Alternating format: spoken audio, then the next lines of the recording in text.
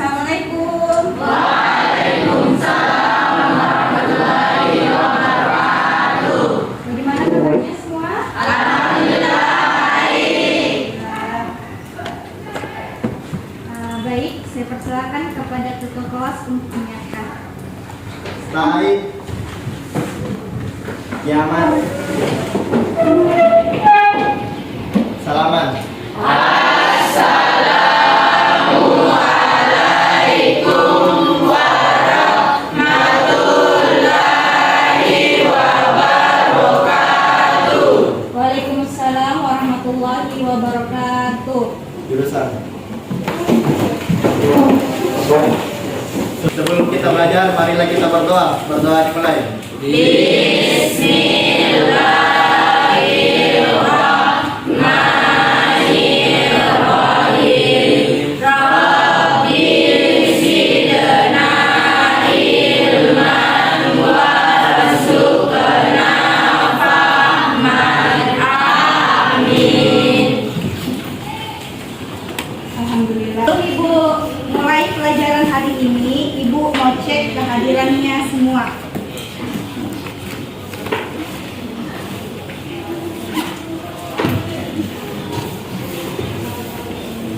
Aidil Sabrian, Akid. Akid. Aisyah, Al-Ardan, Al-Alia, Anastasia, Anugrah, Hadir Bu.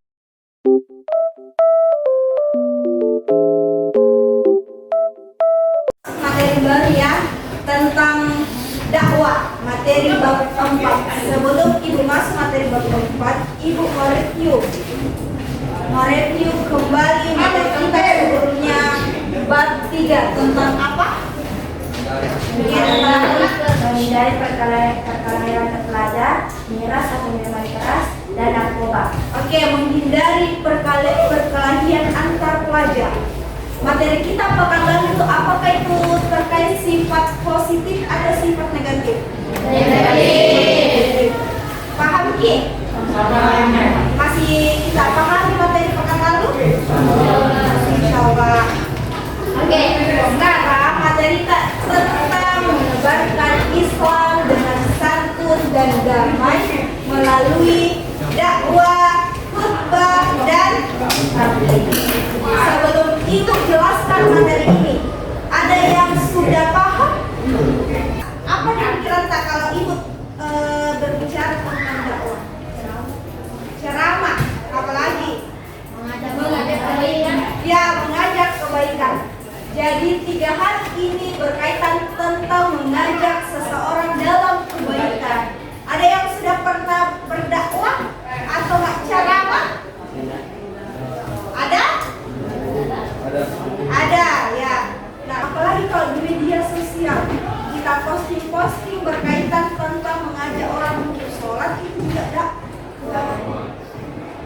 Setelah kalian tahu, kalian harus kerjakan mulai hari ini. Kalian harus kerjakan ini, baik itu secara langsung maupun di media sosial. Oke.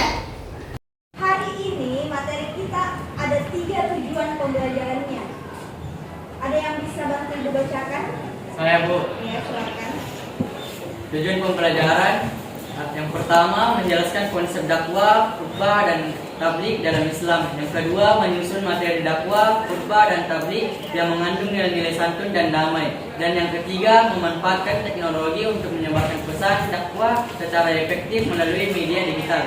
Oke, itulah tujuan pembelajaran kita pada hari ini. Yang pertama menjelaskan konsep dakwah, khutbah dan tabligh dalam Islam. Jadi kalian harus mampu menjelaskan. Setelah Ibu jelaskan, setelah Ibu berikan kalian pemahaman, kalian sudah mampu untuk menjelaskan. Yang kedua apa? Kalian mampu menyusun. Jadi kalian nanti diberikan tugas untuk menyusun materi dakwah atau khutbah atau tabligh. Yang ketiga apa? Memanfaatkan teknologi untuk menyebarkan pesan Islam. Baik itu dalam bentuk dakwah, khutbah maupun tabligh. Sampai sini paham Ki tentang tujuan pembelajaran kita pada hari ini? Semoga semuanya nanti terpenuhi. Yang pertama, dakwah. Apa itu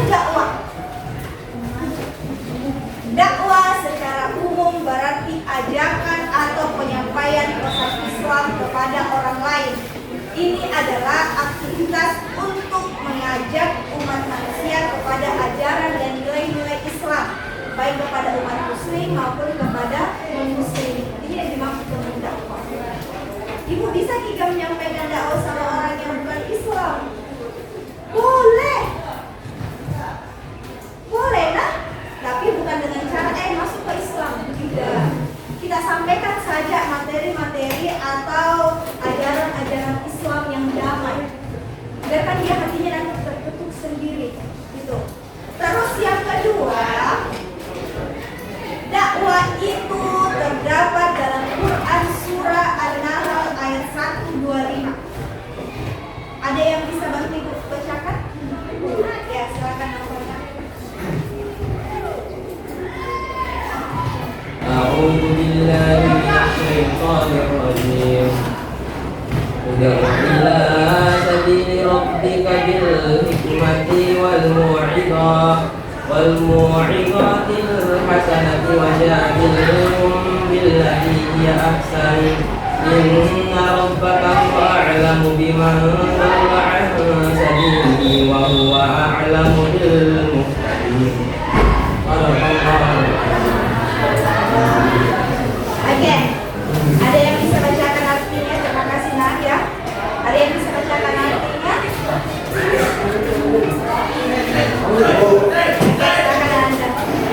Serulah atau manusia ke jalan Tuhanmu dengan hikmah dan pengajaran yang baik, serta debatlah mereka dengan cara yang lebih baik.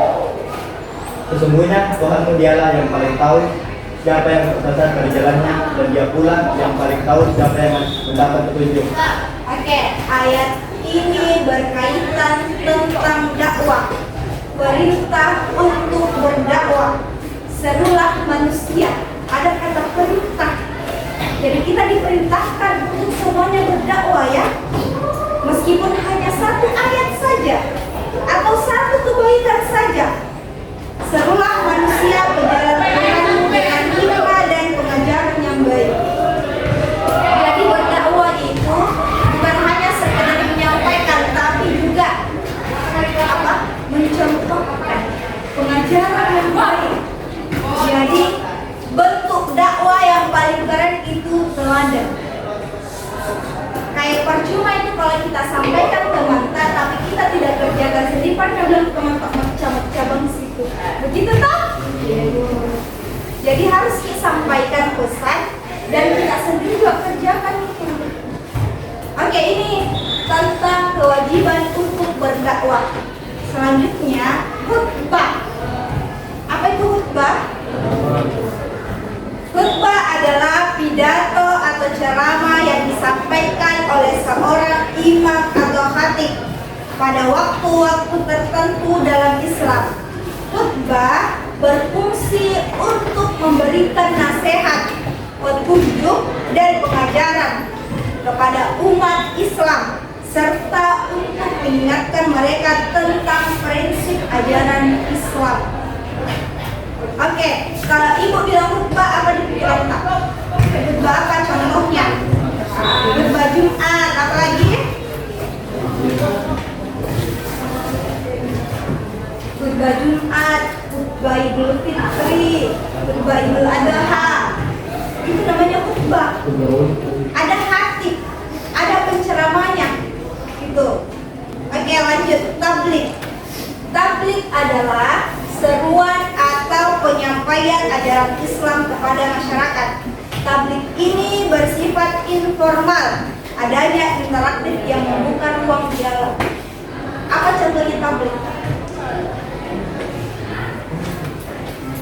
Apa? Jamaah tabligh. Nah, itu namanya tabligh. Majelis taklim. Ada kayak tukar informasi, tukar pendapat, adanya tanya jawab, itu namanya tabligh. Sampai sini paham? Paham? Materi tentang dakwah, khutbah, dan tabligh. Sampai sini ada yang ditanyakan? Apa sudah dipahami? Sekarang strategi dakwah yang santun. Ada beberapa strategi dakwah yang santun. Ada yang bisa bacakan? Ya, silakan Sri Nayla. strategi dakwah yang santun. Yang pertama itu metode hikmah, menggunakan pendekatan yang bijak dan masuk akal dalam menyampaikan ajaran, baik dengan kata-kata maupun tindakan. Yang kedua, mau'idhah hasanah, nasihat yang baik, memberikan nasihat yang baik, tidak menyinggung perasaan audiens dan disampaikan dengan lembut. Yang ketiga, berdebat dengan cara yang baik. Jika terjadi perbedaan pendapat, hindari konflik dengan mengedepankan dialog yang santun dan menghormati pandangan orang lain. Oke. Dalam berdakwah itu ada berapa strategi yang bisa kita gunakan. Yang pertama, metode hikmah. Metode hikmah itu apa? Dengan menyampaikan ajakan itu melalui tindakan hikmah. Yang kedua apa? Mau'idhatul hasanah, nasihat yang baik. Kita nasihati teman kita dengan cara yang baik. Yang ketiga apa? Berdebat dengan cara yang baik. Terkadang biasa kalau kita sampaikan pesan agama, ada yang berbeda pendapat sama kita. Nah, pasalkan itu hadis 1, hadis 2, pendapat ulama 1, pendapat ulama 2. Bagaimana cara kita itu untuk sikapi? Jangan dipertahankan pendapat kita. Sampaikan ini memang banyak pendapat. Terserah kita mana mungkin. Itu jangan kita mempertahankan pendapat tak banyak pendapat. Jadi inilah strategi dakwah yang santun. Selanjutnya, contoh yang dapat digunakan dalam kehidupan sehari-hari dalam berdakwah. Yang pertama, dakwah di lingkungan keluarga. Jadi yang paling pertama yang harus kita terapkan itu dakwah di lingkungan keluarga. Dengan cara apa? Dengan cara yang baik. Jangan kita nokok-nokok. Kita suruh adik kita pergi sholat dengan cara yang kasar. Kita suruh kakak pergi sholat sembarang apa bilangin. Jangan seperti itu, nah. Yang kedua apa? Dakwah di media sosial. Ini yang paling penting juga. Fungsinya itu HP yang kita pegang, fungsinya itu HP yang kita punya, kita pakai dengan hal-hal yang baik. Dalam satu hari itu minimal adalah satu pesan-pesan agama kita kirim di media sosial tak, di WhatsApp tak, di story-nya, atau di Instagram tak, atau di TikTok tak, atau di Facebook tak. Sekarang ibu mau bagi kalian menjadi 5 kelompok. 5 kelompok untuk menyusun materi ceramah. Jadi tugas kalian yang pertama itu kalian dulu bikin peta konsepnya atau bikin poin-poinnya apa saja yang harus ada dalam ceramah. Yang kedua, buat materinya, kemudian dipresentasikan di depan kelas. Sampai sini paham? Paham. Ibu mau bagi kalian dulu nah.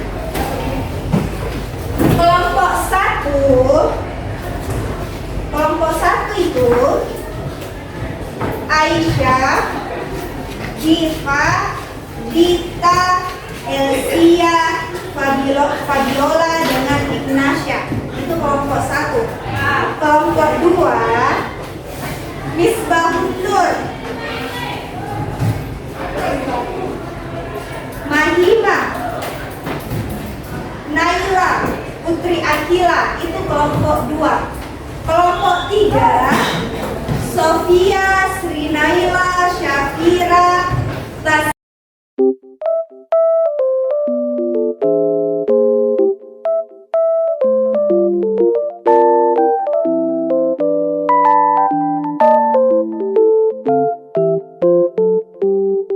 selesai semua? Oke, saya persilakan untuk kelompok pertama mempresentasikan materi ceramahnya. Yang lain dengarkan dah. Kemudian beri tanggapan kalau ada yang ingin ditanyakan. Assalamualaikum warahmatullahi wabarakatuh. Waalaikumsalam warahmatullahi wabarakatuh. Perkenalkan, nama saya Taskia Nur Aisyah Ridwan dari kelompok 1 akan memaparkan ceramah tentang menuntut ilmu. Bismillahirrahmanirrahim. Alhamdulillahirabbil alamin. Segala puji bagi Allah Subhanahu wa taala yang telah memberikan kita nikmat iman nikmat iman, nikmat Islam, serta nikmat kesehatan sehingga kita bisa berkumpul di tempat yang mulia ini.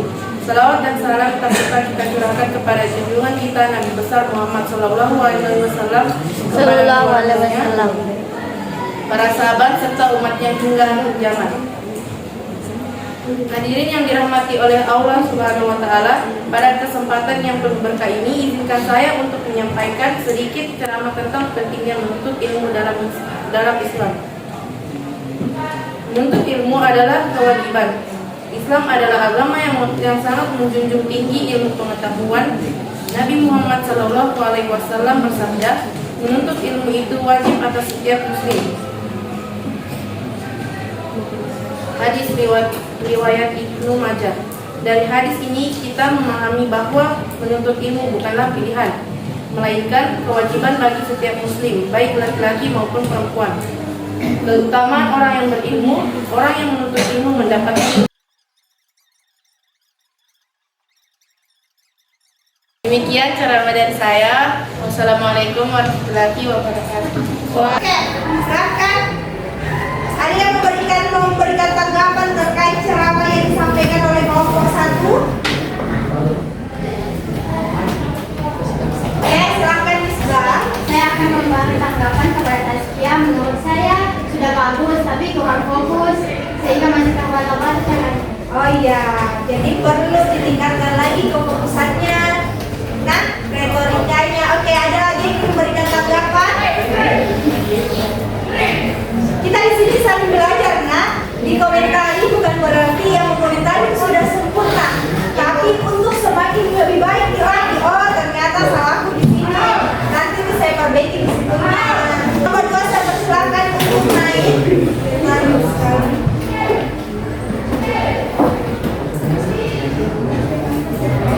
Assalamualaikum warahmatullahi wabarakatuh. Waalaikumsalam warahmatullahi wabarakatuh. Perkenalkan, saya dari kelompok 2 ini memperkenalkan hasil beberapa.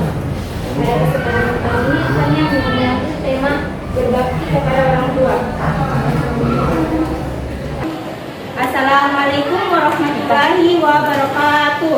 Waalaikumsalam warahmatullahi wabarakatuh. Segala puji bagi Allah Subhanahu wa taala yang telah memberikan kita nikmat iman, kesempatan untuk berkumpul dalam majelis yang penuh berkah ini.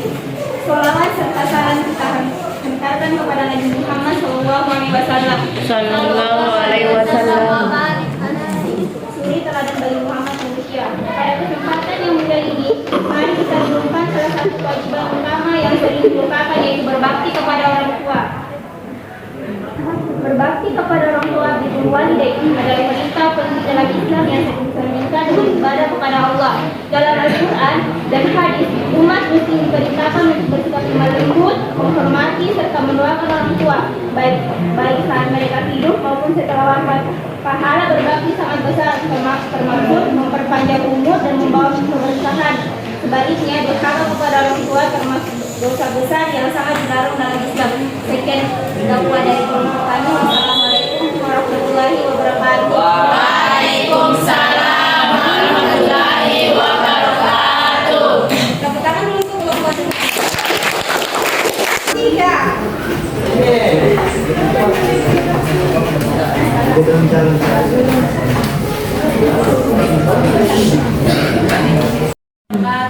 Waalaikumsalam warahmatullahi wabarakatuh. Saya perwakilan dari kelompok 3 ingin menyampaikan ceramah mengenai menutup aurat.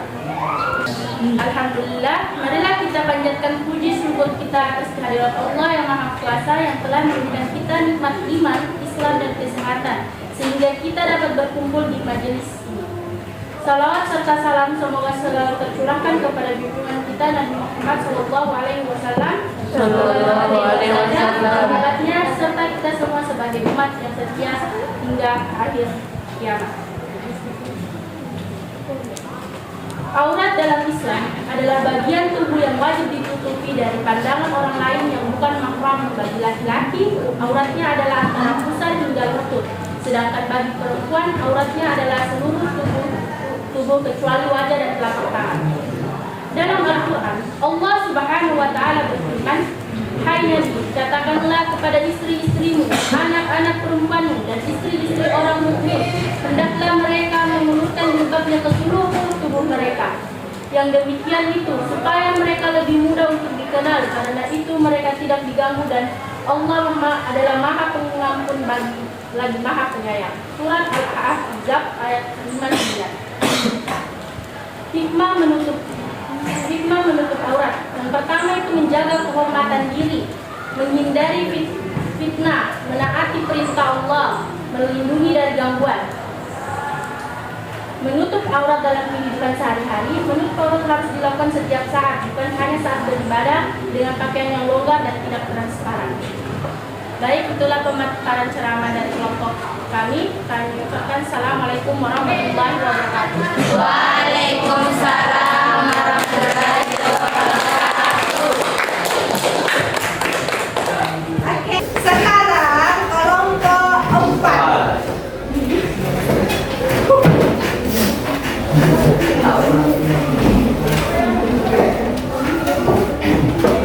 Assalamualaikum warahmatullahi wabarakatuh. Waalaikumsalam warahmatullahi wabarakatuh. Saya akan membawakan materi tentang Islam bebas. Bismillahirrahmanirrahim. Alhamdulillah. Nahmaduhu wa nasta'inuhu wa nastaghfiruh wa nu'minu bihi wa natawakkalu alayhi wa na'udzu bihi min shururi anfusina wa min sayyiati a'malina. Man yahdihillahu fala mudilla lahu wa man yudlilhu fala hadiya lahu. Asyhadu an la ilaha illallah wa asyhadu anna Muhammadan abduhu wa rasuluh. Amma ba'd. Qala Allah Ta'ala fil Qur'anil Karim, "Waltakum minkum ummatun yad'una ila al-khairi wa ya'muruna bil ma'ruf wa yanhauna 'anil munkar wa ulaika humul muflihun." Wa qala an-nabiy sallallahu alaihi wasallam, "Man ahya sunnati faqad ahabbani wa man ahabbani kana ma'iya fil jannah." Saya akan membacakan materi tentang pergaulan bebas. Pergaulan bebas dalam perspektif Islam. Islam mengajarkan agar kita menjaga pergaulan dan hubungan antar sesama manusia dengan penuh adab dan sopan santun. Allah Subhanahu wa Ta'ala telah mengatur batasan-batasan pergaulan dalam Al-Quran, terutama terkait dengan hubungan antar pria dan wanita. Dalam surat Al-Isra ayat 32, Allah Subhanahu wa Ta'ala berfirman, "Dan janganlah kamu mendekati zina. Sesungguhnya zina itu adalah perbuatan yang keji dan suatu jalan yang buruk." Ayat ini mengingatkan kita untuk menjauhi segala bentuk perbuatan yang bisa membuat kepada zina, termasuk pergaulan bebas yang tidak terkontrol. Sekian dari kami. Assalamualaikum warahmatullahi wabarakatuh. Waalaikumsalam warahmatullahi wabarakatuh.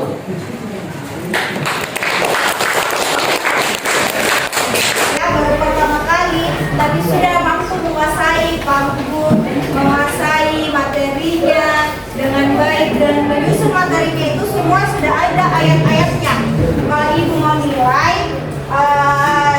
kalau mau disampaikan ayatnya, usahakan dibacakan dulu ayat suci Al-Qurannya, baru sebutkan artinya. Oke, sampai sini paham? Sudah paham sampai sini? Oke, sekarang untuk menutup materi pada hari ini, Ibu mau berikan refleksi kembali terkait materi kita hari ini. Sejauh mana pemahaman kalian? Jadi dakwah itu tentang apa? Apa yang dimaksud dengan dakwah?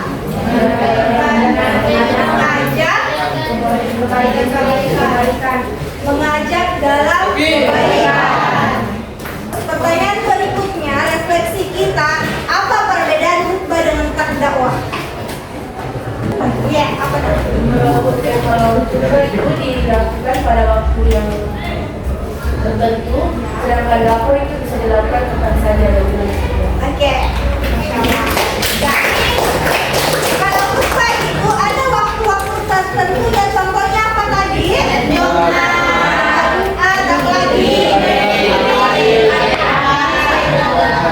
kalau dakwah bisa dilakukan kapan saja. Karena kalian sudah paham, Ibu mau kasihkan kalian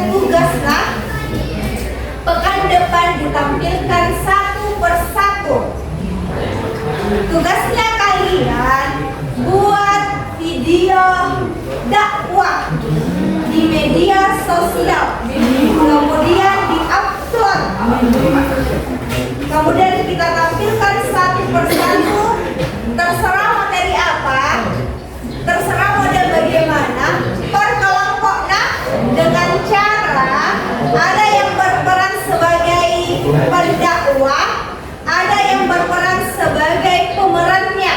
Untuk menutup materi hari ini, ada yang ingin ditanyakan? Sudah ada? Sudah paham tugasnya masing-masing? Oke, saya persilahkan kepada ketua kelas untuk menyiapkan. Baik. Yaman. Salaman.